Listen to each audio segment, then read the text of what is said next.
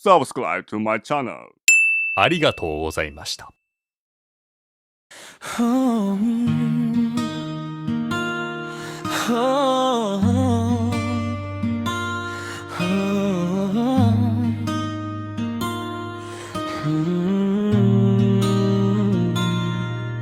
Kababayan kong mahal, alam ko lahat mahal, kaya tayo pumili na lang sa mura na halaga. Tulad ng pagkain at inumin, minsan kahit alam nating katawan sisiranin, bilhin pa rin natin. Dahil importante sa atin magkalaman ng tiyan o intestine natin. Dahil hindi biro piyan, walang laman.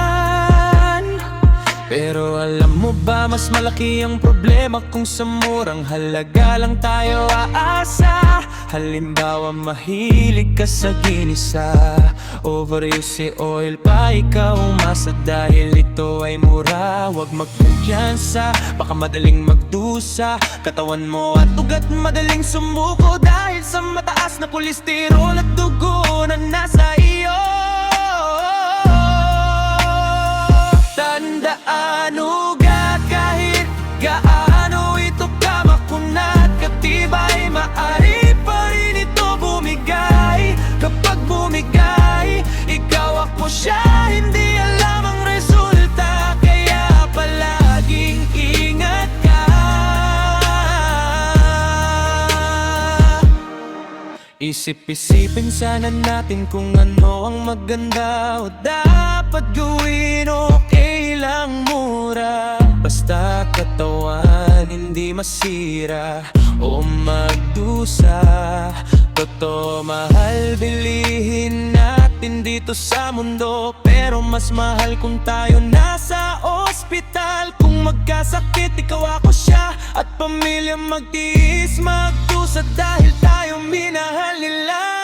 Tandaan, ugat kahit gaano ito kamakunat o katibay, maaaring ito bumigay. Kapag bumigay, ikaw ako siya, hindi alam ang resulta, kaya ingat ka palagi ha.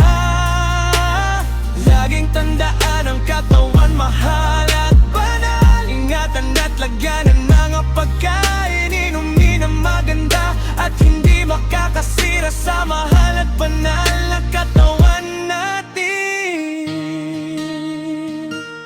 Bigyan ng halaga, dahil katawan pinakamahalaga.